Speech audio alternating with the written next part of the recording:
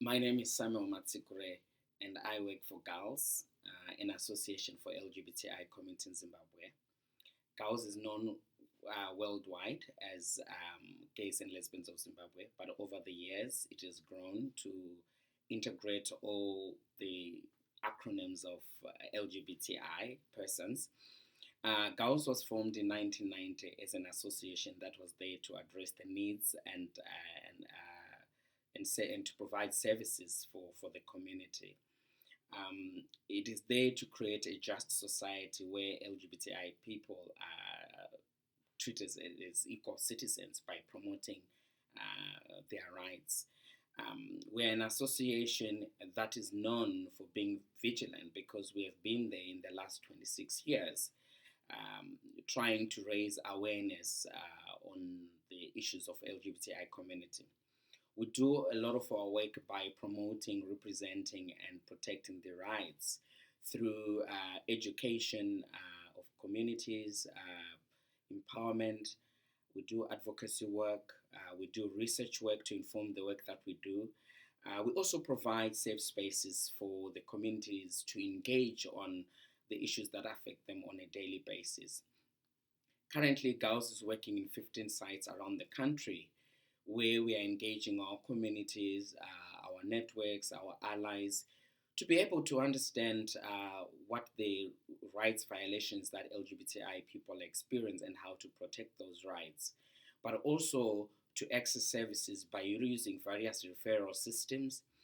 A lot of our communities over the years have been affected by HIV, and we have focused a lot in doing projects that would link especially MSM to care that are affected by HIV, education on prevention, and also training healthcare workers on how to provide services to marginalized communities.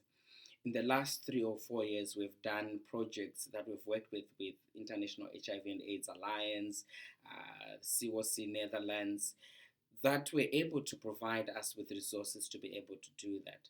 And these have allowed us to be able to engage with government in making sure that the service provision at a national level, although there are still efforts that need to be made around that. Part of our work also focused on claiming our space as equal citizens in the country. GALS has been raided a couple of times in the last 3 to 4 years. And part of that has been questioning our legality as a community. And we've challenged that in the High Court, and we're able to win some of those cases. And of course, there was also questioning around the kind of work that we do. And we say that, the work that we do is to educate the community about the rights of LGBTI persons, and also to educate their families on how to cope when someone come out as LGBTI within the family. We also focus a lot on training and capacity building for different stakeholders. We've done a lot of training with media, especially journalists and editors, to be able to report on LGBTI issues as they are quite sensitive, not only to Zimbabwe, but also Africa. And we've also done trainings with healthcare workers. We've done trainings with other civil society that are working in human rights to understand that LGBTI rights are rights, and they are part of the whole range of rights that everyone as a citizen are equited to.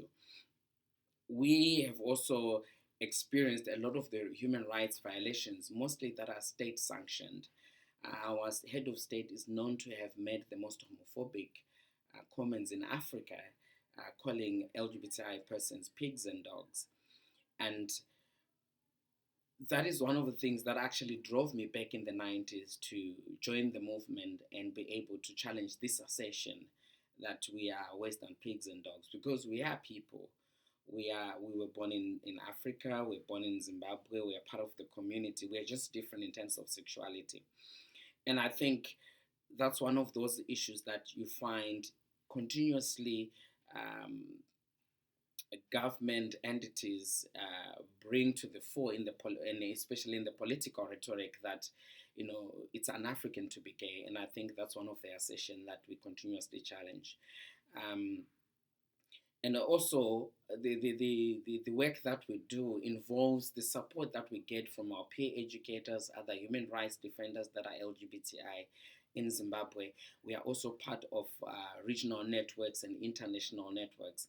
And my being here at Columbia University under the Human Rights Program is a great opportunity for me to be able to capacitate me on how I can engage further with our own governments on these issues, to be able to engage better with other civil society organizations and society at large, and to be able to document some of our narratives and some of our violations as a people.